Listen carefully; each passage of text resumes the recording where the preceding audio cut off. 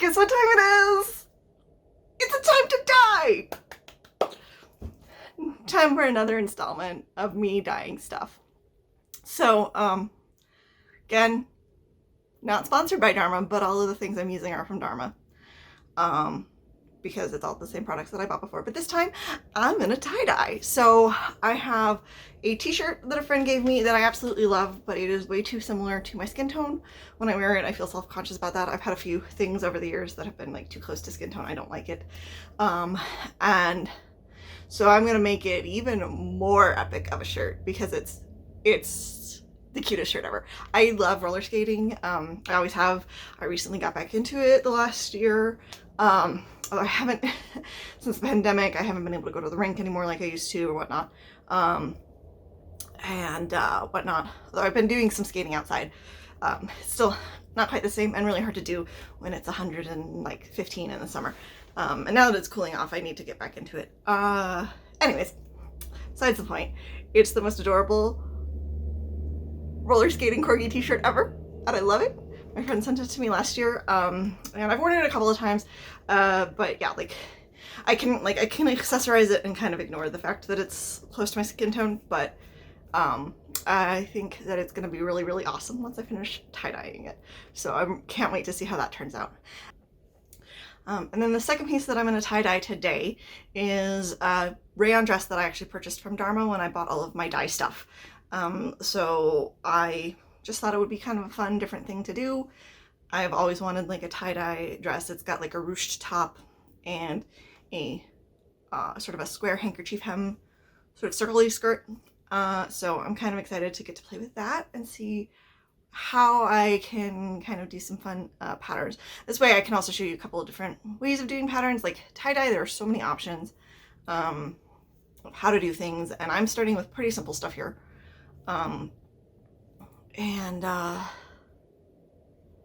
So yeah, it's gonna be a lot of fun, and so let's go take a look at the garments and the dye colors that I have picked out, and then we'll get going, okay?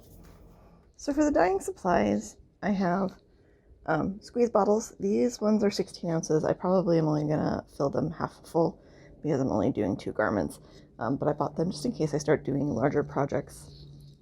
I figured it would be better to have a few 16-ounce bottles, and actually I think at the time the 8-ounce ones might have been out.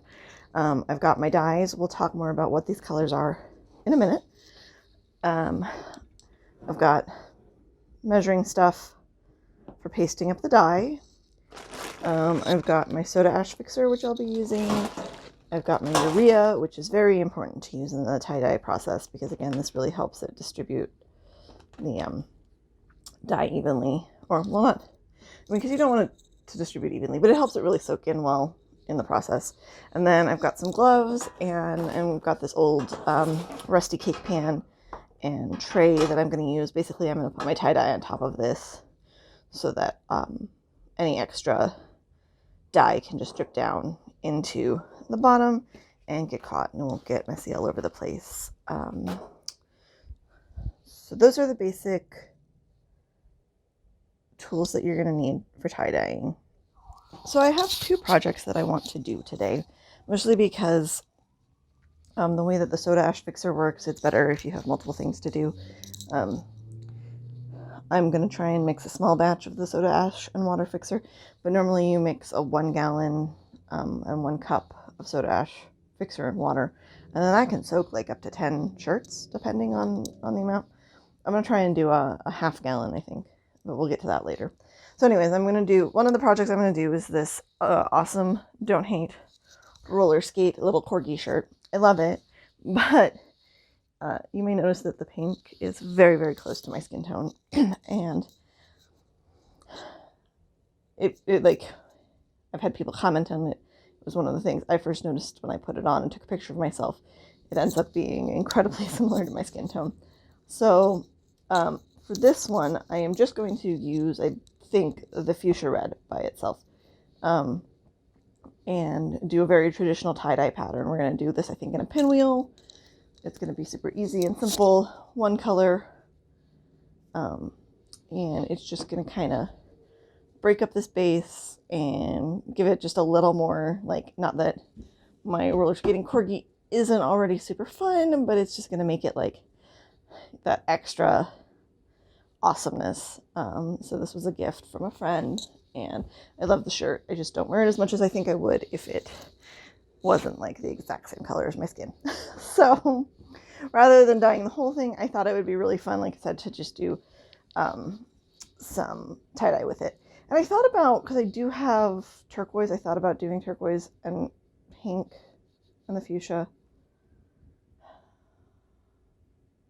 Maybe I should do that. Maybe I should do the fuchsia and the turquoise. And the problem is I only have 3 bottles, but I can figure out how to make this work. You don't have to use bottles for tie-dye. I totally can like mix the dye up in a measuring cup and pour it out. So maybe I will add turquoise into this and just give me like one more color to use in this, because then I can have a really fun like turquoise and fuchsia swirl on top of this. That would be fun. So we'll talk about how to prep and do the shirt later. Okay, so then the second project is this sundress that I bought. This is a Dharma Trading Company like rayon sundress. It has some ties, it's got the smocking, it's kind of got like a handkerchief hem. I just thought it would be fun. I've always wanted a tie-dye dress. So this one I want to do in a very monochrome pattern, though I don't want to go too crazy with it. So I purchased violet red and black cherry specifically for this. All right, we're going to start with the easier of the two garments to prepare. There's a couple different ways that you can start this. You can go ahead and pre-soak your shirts if you want, and then like scrunch them up. That's easier if you're doing a lot of them. Since I've just got the 2, I'm going to go ahead and scrunch them and set them up with rubber bands dry, and then soak them for like 5 to 15 minutes. But in some cases, like when I did this with like 60-some children for Joseph and the Amazing Technicolor Dreamcoat. And we pre-soaked everybody's shirt for them, and then they scrunched it and put the dye on top of it. And then it all got set aside for us to deal with after that. That was kind of a nice way to get them involved in the process of making it. So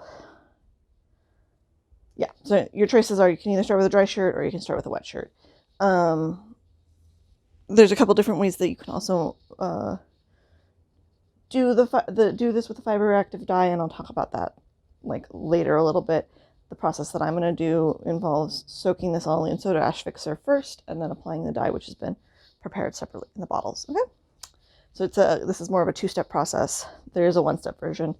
You don't always get as great colors. So I'm going to use the center of my corgi as the center of my swirl, and you're going to grab it and just start turning. And then you can kind of like, trying to make sure my arm isn't totally like, just as you do it, kind of work your little scrunchies so that you get some fun little pleats and stuff. And we just keep twisting. I actually almost like doing this part better when the fabric's wet, because I feel like it behaves a little bit better, but like I said, it doesn't really matter whether you start wet or dry.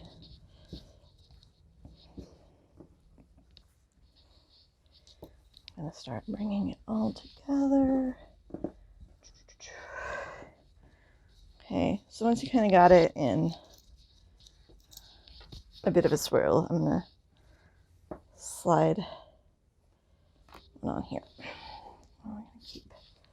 I feel like it also compresses better when it's wet. Like it really, to start with, but that's all right. And then different sized rubber bands give you different amounts of compression. I am just going to keep sort of rubber banding this until I feel like we have a good scrunched shirt. Let's get one going this way. This one is probably going to take less rubber bands than the other one is going to take.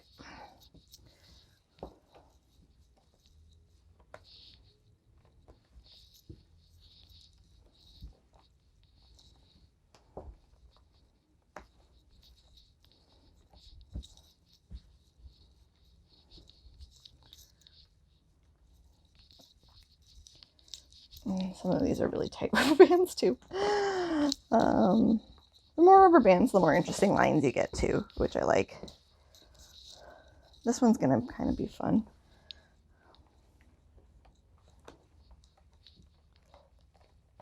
I want to make sure that I'm not really losing my center too much, that everything's getting compressed nicely. So this one's gonna be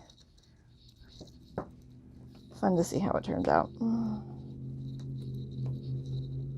I mean, that's actually the thing that I like about tie-dye, is it's always kind of interesting to see how it ends up looking. I think one more here. Yeah. Maybe one here.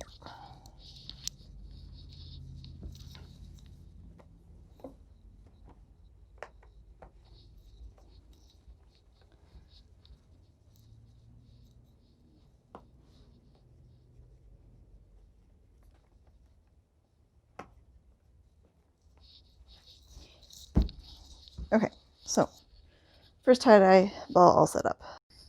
Garment number 2, take 4, because I keep changing my mind about how I'm doing this. So at first I was really trying to fight the skirt, and now I've decided that no, I actually want to really embrace the fact that this skirt could make a really cool sort of like starbursty type pattern. So I'm going to start accordion pleating it.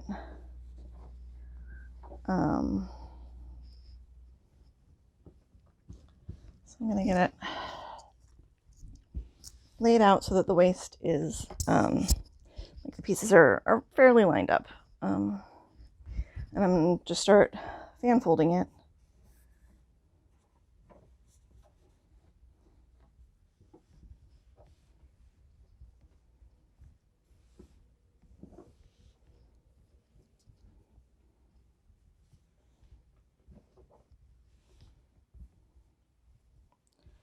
Actually, let's see, how do I want to do this? Maybe I need to start from the center. I probably need to start from the center. Yeah, that's going to work better. So I'm going to sort of sweep it all in from the center.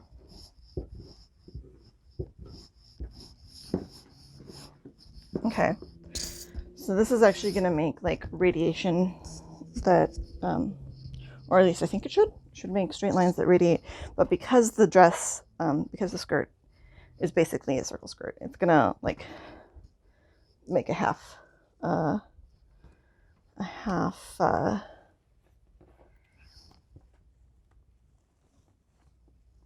circle of radiating points. Sorry, this is gonna be easier for me to do if I've got it this way.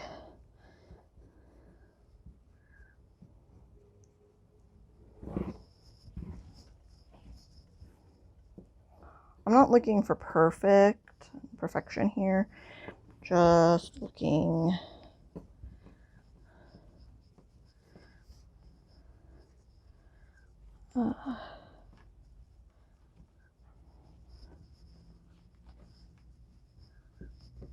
to get some lines. So, and as we work these down, we're gonna do better. The top for right now, like this is gonna be a little bit of the tricky part. I'm gonna have to kind of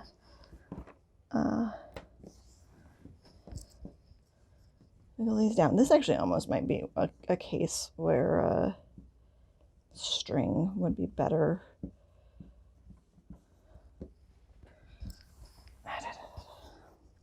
And then because I'm banding them this way, we're gonna get like lines across. So how close you band them is going to give you a variety of how many lines you're gonna get across.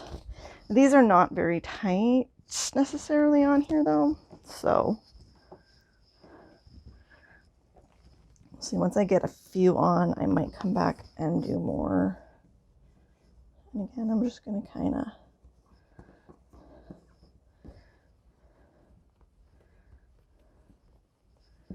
wiggle these pleats in. My goal here is to basically just create nice pleats, work the pieces of fabric, and then slide the rubber bands over them to bunch it down. And you just do this as a slow process, kind of zhuzhing the pleats and adjusting everything as you go until you're happy with what you have. It is very important to note that you should get the rubber bands very tight in this process. It will give you stronger lines and different patterns depending on exactly how you place them and how tight they are. You're gonna have another rubber band break on you.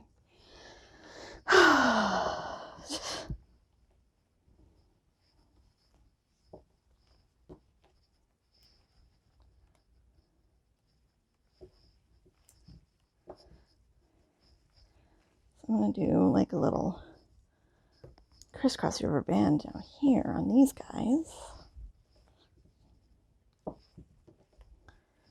Just for funsies. See what sort of effect we get.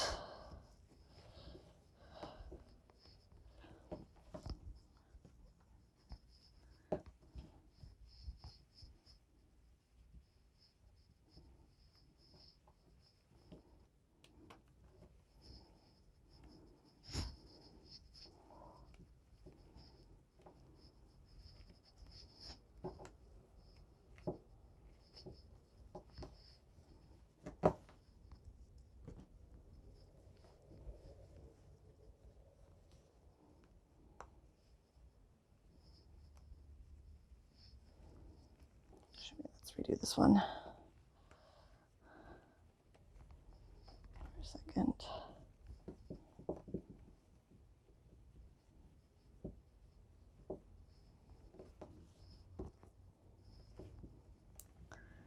I know it's silly, but it actually is going to matter to me that they are crisscrossing opposites.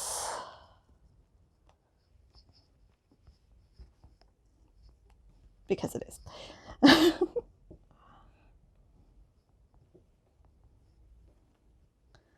when I'm putting this one on, I'm going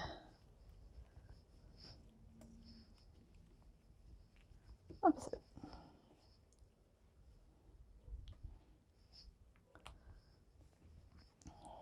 This is why I don't like doing patterns, because then I start to overthink the pattern. Okay, well, let's get some more heavier bands in here, I think. One, those are fairly...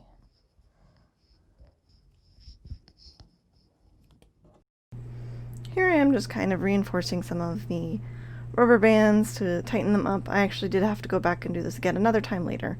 And then I sort of just started playing with a few ideas of how to do the top, but in the end I decided to do it slightly differently. You can see me kind of playing with some different ways to scrunch it up, whether or not I was going to wrap the ties. So I'm going to put the straps inside, kind of just randomly, like really randomly, so that they sort of just end up with whatever color they end up with. And I'm gonna scrunch this bit here.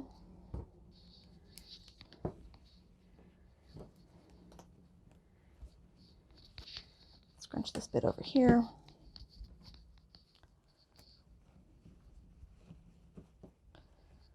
Try to get my fingers in there. Break it up weird ways.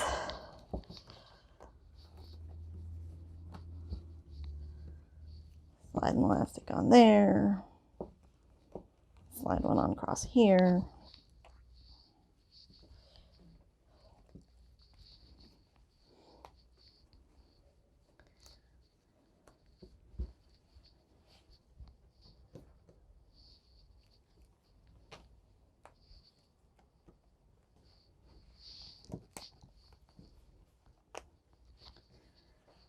other one's on. Okay. Ah, damn it. Knew that was too good to be true. Just gotten it on. I'm sorry, I swear a lot.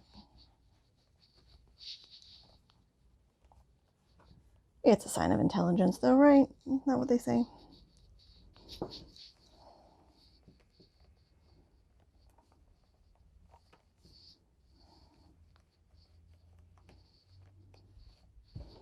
Okay, so now I have my weird dress. So this up here is hopefully going to be kind of nebulous, and then this will sort of end up with a fan, and then this should sort of, these little tails should sort of end up with an interesting pattern on them as well. So now we are ready to go make a soda ash bath, soak these fabrics, let them drip dry for a little bit while I paste up dye, and then tie-dye some things. So very quickly, I'm going to do this inside, only doing this soda ash part of it inside, because it's cold out. I want to keep the water on the warmer side. It's not hot water. It's just like, you know, slightly warm. You don't need hot water for these dyes. There, unless it specifies there's like 1 or 2 colors that are like black where they say it's best to use hot water. Otherwise, you really just need to use warm water for everything that we're doing. So somewhere above body temperature. So just because it's going to be easier for me to do this in here while I'm setting up outside, because this needs to soak for about 15 minutes, I'm going to go ahead and mix my soda ash and water. I am doing, okay, so it says do a gallon to a cup, so I'm doing half a gallon to a half a cup of soda ash, just because I've only got the 2 garments. The like Dharma website that says like a gallon with a cup of soda ash will do like 10 garments, depending on the size. A, I'm not doing that much. B, I just do it like, yeah, I'm just kind of making it like workable for the amount that I'm doing. So most of this water is probably going to get absorbed by the 2 garments. So I'm just going to really carefully, without splashing, mix the soda ash in.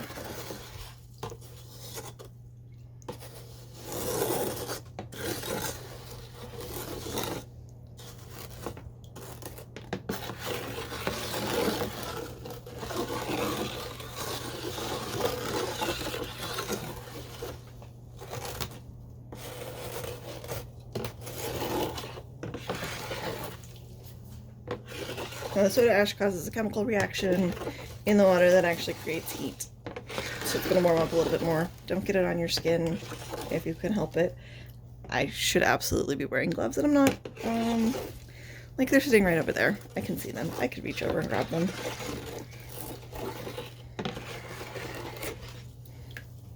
Probably should be a good, you know, demonstrator and put on my gloves. Or at least on the hand that I'm getting near the soda ash mixture. I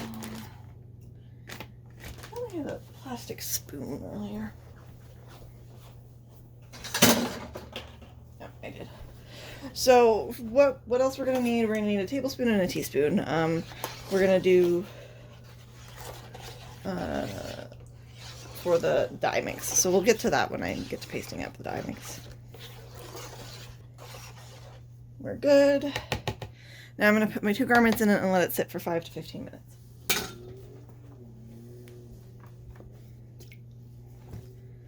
I probably will come turn them too at some point because they will.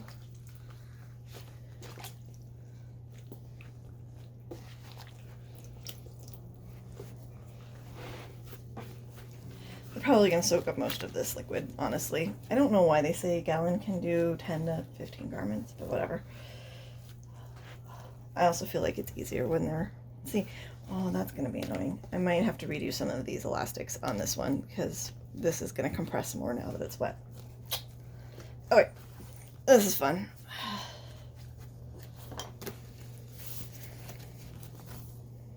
Take that off. let that sit. And then I'm gonna go get some stuff ready outside. Okay, I'm gonna start with the paste up process. I'm only gonna film this once, then I'm gonna do the exact same thing for each of the 4 dyes.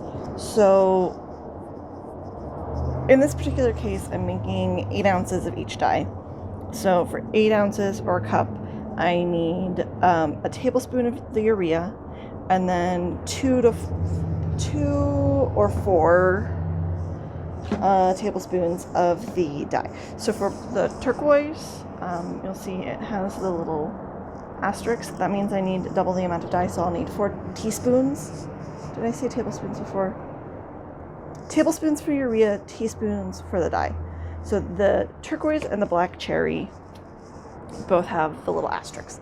The red violet and the fuchsia red don't have an asterisk, so I will need 2 teaspoons of these 2 and 4 teaspoons of these 2 in the 1 cup of water and 1 tablespoon of urea. So I'm going to mix those in a glass container with warm water, and then I'm going to pour them into each bottle of dye. Or that has a urea bead in there. I wonder how that got there. Into each of these bottles. And then what I'm probably going to do is I probably will mix the fuchsia red first, put that in a bottle, mix the red violet next, put that into a bottle, mix the black cherry, put that into a bottle, and then go wash this so that there's no fuchsia, and then mix the turquoise in here for pouring out of here onto the shirt. And then once these dyes are mixed, okay, so as long as they haven't been introduced to the soda ash, they are stable for a while. When we kept some of our dyes through the run of Joseph when we made them, just in case, and they actually still worked after we were done with Joseph, just because we were like, what if we suddenly need to tie-dye something for someone? So as long as they don't have the soda ash mixed into them, they're kind of stable for a while. I can look up, I'll see if I can look up the exact time and put like a little note on the screen. The other version, there is a one-step version of this where you don't soak the garments, where you actually mix the soda ash into your bottles. Like you paste up the dye, put it in the bottle, and then like just before you're gonna do it, you put the soda ash into it. And that apparently has about a 60 to 90 minute working time. I've never tried it that way. I don't know if I would want to try it that way. They might fade more and end up more pastel. So I have the t-shirt sitting over there right now. I had to redo some of the elastics on the t-shirt and definitely on the dress. That is the reason now I remember why everyone that I've tie-dyed with before recommends soaking the shirts first.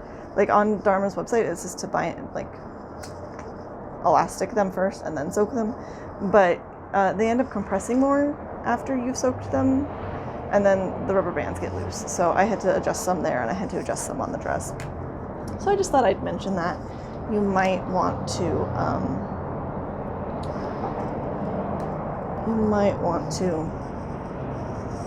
take everything outside, wet your shirts first, and then like on a surface outside, do the folding and scrunching and everything. That's how I've done it before. I was just trying this way to see the difference, and now I know what the difference is. So yeah, I would definitely recommend wetting them first, and they're also easier to wring out if you wet them first. Then like I had to sit there and really squeeze these, and I'm gonna have to do that with the dress. So let's get to pasting up dye. So like I said, I think I'm going to start with the fuchsia. So I'm going to take, come out, I don't know why there was a urea ball in there, but whatever. I'm going to take a tablespoon of the urea, put it in the bottom of my jar thing, and then I'm going to take like just a little splishy splash of water, not a lot. This is much easier if you have like a utility sink or something. So I've put just a little bit of water in there, and I'm going to take the spoon and I'm going to kind of help the urea dissolve first. It actually works better if you do this.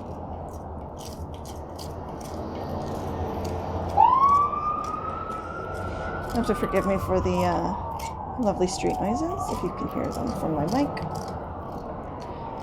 But in a small apartment, and with my particular preference for minimizing cross-contamination, I need to do all of this stuff outside. I prefer to do as little of it as possible in and near my kitchen.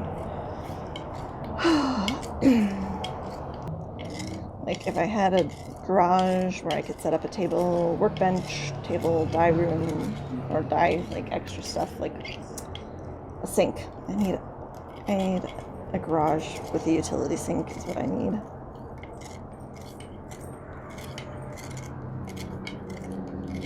So everyone should watch my videos and help me make all the money. It takes a while. This doesn't necessarily go fast. The warm water helps.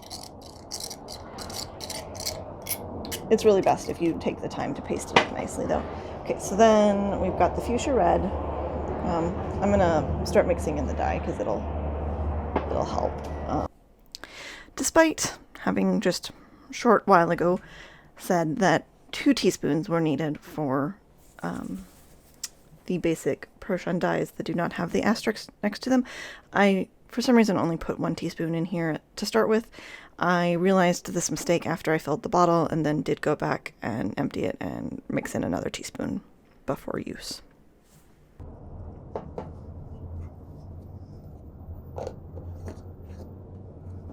Close that back up right away.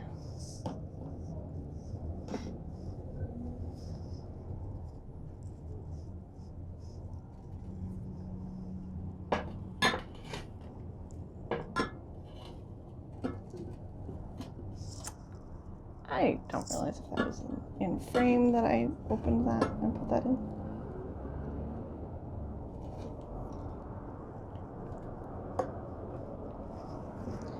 Okay, now before I add much of any water, I'm going to sit here and I'm going to again continue this pasting up process. You want to mix the small amount of dye powder with your liquid first before you add the remaining cup of liquid.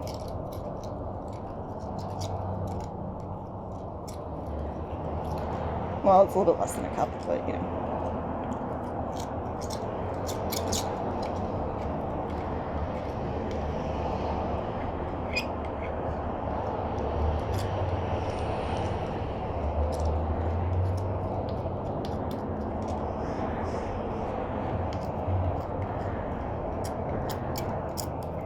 Like I kind of use the spoon against the sides to sort of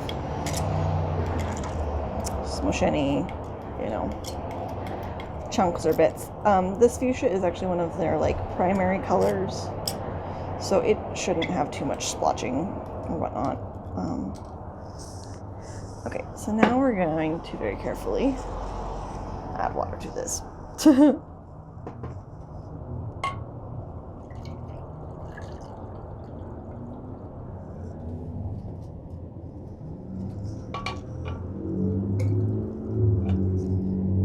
Okay, we're at a cup.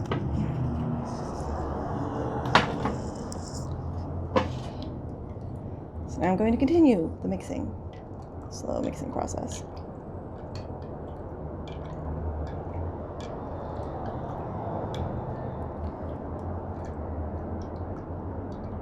Part of why I'm doing it in the order I'm going to do it is because I don't mind if the violet red gets a little bit of fuchsia residue in it. I don't mind if the black cherry gets a little bit of the other 2 residue in it. It's not going to be the end of the world.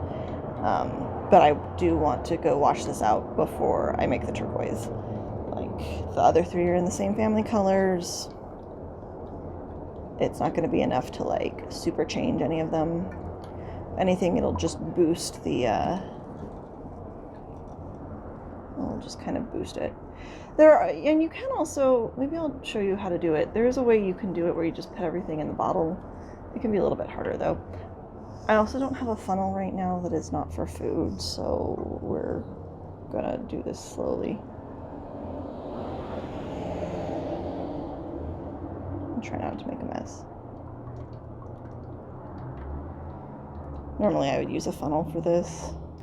And because I didn't feel like you needed to watch me pour this in full speed, I am just very carefully pouring it on a time lapse. Here we go.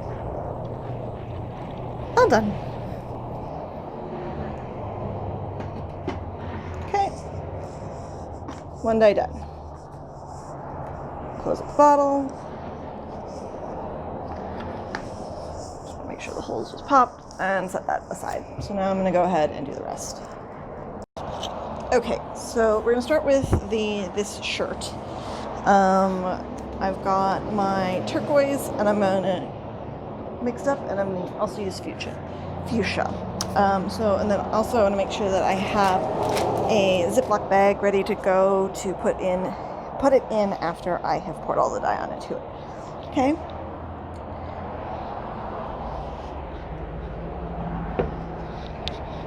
So this one is the spiral again. So I'm going to do kind of triangles. So I'm going to start with the fuchsia because I can control that one a little bit better, where I'm specifically getting it, and then, you know, throw drops of it all over the place. You didn't see that because it's off camera, but I just got drops of it all over the place. It's great. Luckily, I know this table doesn't stain. Okay. Yeah, be careful when you're opening. I recommend having like wet wipes around of some sort and a trash bag nearby and maybe some paper towel. So be careful when you're opening things because they can sort of, especially if you've shaken your bottles at all. I usually shake my bottles before I use them one last time just to make sure that they are well mixed. Here is the tie-dye process. So basically I'm making kind of a pie piece wedges, 8 of them, 4 in the pink fuchsia, 4 in the blue turquoise, and you just kind of get each section with some liquid on it, and I like to kind of lay everything out first, front and back, then come back in, put more dye into it. It also helps if you do the front and back so that you don't like put too much dye on one side, not enough on the other, then go back and forth, adding more until you have everything that you need covered. If the dyes overlap, that just adds to the mix and the kind of fun changes and shades.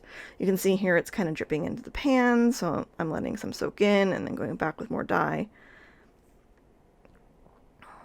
And in the end of the process, once you're happy, you want to throw it in a plastic bag. I totally made too much dye for all of this, but like I said, I'd rather have had too much than not had enough. I totally did a project like 2 years ago where I ended up like running out of the dye that I made and really wanted, so that was frustrating. Did I move these? I think I moved these around. Okay, so, ooh, this one's gonna be interesting. How do I want to do this? Okay, so I think I'm gonna start. Oh, wait, I didn't bring out paper towels. Okay, so I just opened the black cherry. You can see that is definitely going to be a really dark color, so I'm excited about that. Kind of what I wanted, what I was hoping for. I'm hoping that it actually comes out that dark. So I'm going to use that as more of an accent. Whoops. So, and then here is the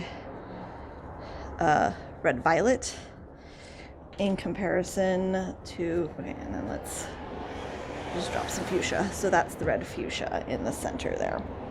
So that's the spread I'm going to kind of get. And I'm debating. I don't think I'm going to throw, I have turquoise left, but I don't think I'm going to throw any turquoise in it. I was thinking about it, but I actually really just like these 3 colors. So now it's time to have some fun on this. And try not to make too much of a mess on my table. This time I'm going to apply the dye in a much less structured way. It's kind of going to just be a little bit more all over. I do kind of want to make sure that I leave some different patches of darker and lighter dyes. Again, we're doing a lot of mixing here, kind of covering everything, working all around the surface. You'll see me eventually go and like fill in side spots that are white and whatnot. I'll kind of shove the nose of the dye into some spaces to kind of get more dye soaking inside. But this one is a much more like sort of organic process in putting this dye in. once the dye is all on and you've let it drip a little bit and put it into a plastic bag, you do want to wait a minimum of 4 hours up to 24 hours before you rinse it out. I really recommend waiting the 24 hours. You just can stick it in a bag and forget about it until the next day and then take the time to rinse it out. So that really gives you the best results. Okay, so here's my tie-dye in the bags. I'm going to move some stuff in my kitchen because I'd rather rinse them in the stainless steel sinks than in like my shower and accidentally stain something.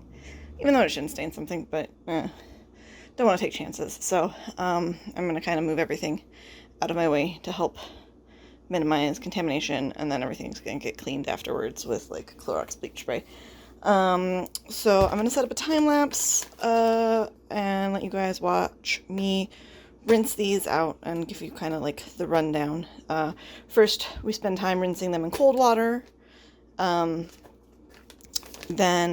once that starts to run clear, turn the water to slightly warmer, and then you start removing all of the rubber bands and whatnot. So that's the first step, and then I'm also going to prepare I'm going to prepare the wash machine with like a quarter cup of Synthropol, and I need to double check if it's hot or cold water. After they're washed, I think it's hot water. I think you do the final wash in hot water to set it.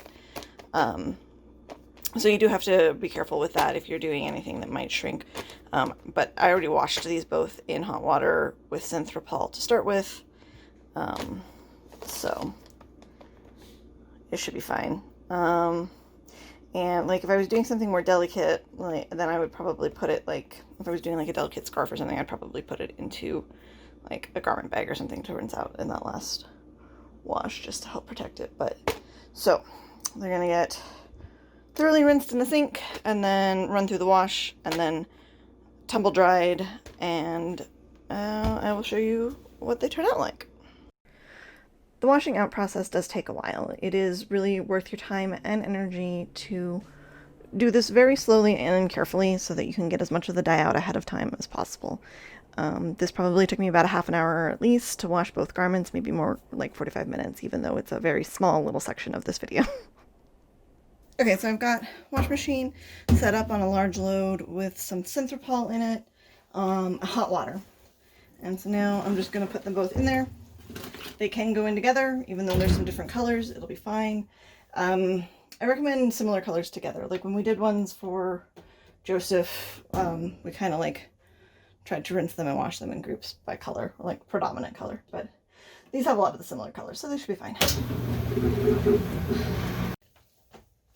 Alright, so here is the corgi shirt, all done.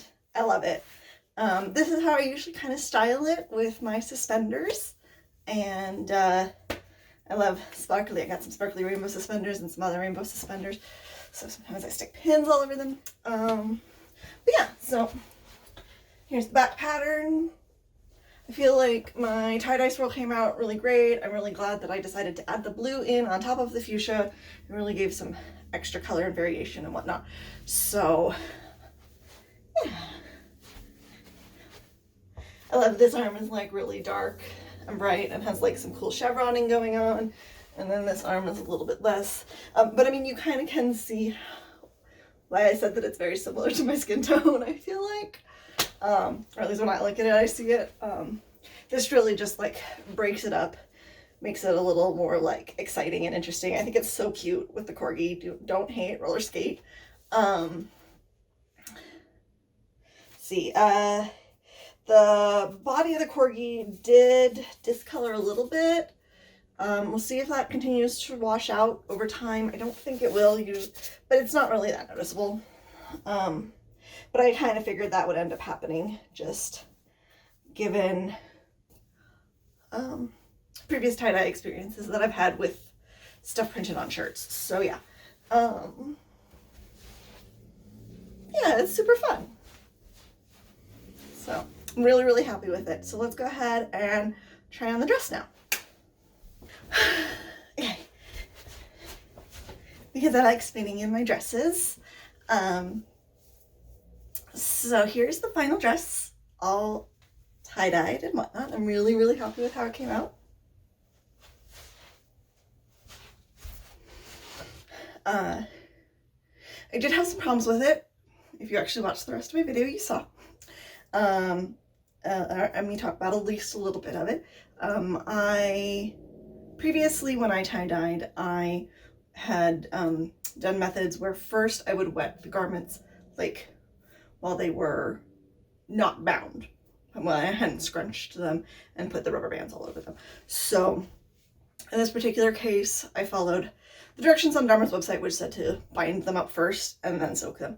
And in this particular case, that actually caused some problems because once I did that, the fabric actually kind of condensed and contracted a bit more, and then I had to go back in and retighten a bunch of the rubber bands. So I don't feel like I got as strong of pleats. If I had the time and the space on a place that was clean and I didn't have to worry about getting the soda ash water all over the place, then I could have gotten this wet, laid it out, and I could have gotten really like crisp, solid pleats and gotten a lot more of these lines that I have on here. And then when I tied it with the rubber bands, I would have gotten a lot more of because the rubber bands caused these sort of striations along the side. I don't feel like I got very strong ones of those necessarily. So in hindsight, if I had time and space to do things in a slightly different way, I probably would have. But I am very, very fond of it overall. I think I want to try styling it for the winter because I mean it is Vegas winter, so we're talking like 50s, 60s. I have like a little jean jacket that I think would look really cute on top of it with like some tights, or like tall socks or something, you know. I think it could be really fun. It has such a cute like, oops. See, if I step too far back to let you see everything, then I accidentally open my bathroom door. But yeah, it has like this nice handkerchief hem that I really enjoy, and you know, it's super cute. So I like how I was able to get the top to kind of be more nebulous in pattern, and then I got a little more structure in the skirt with the stripes and whatnot, and the accordion folding. So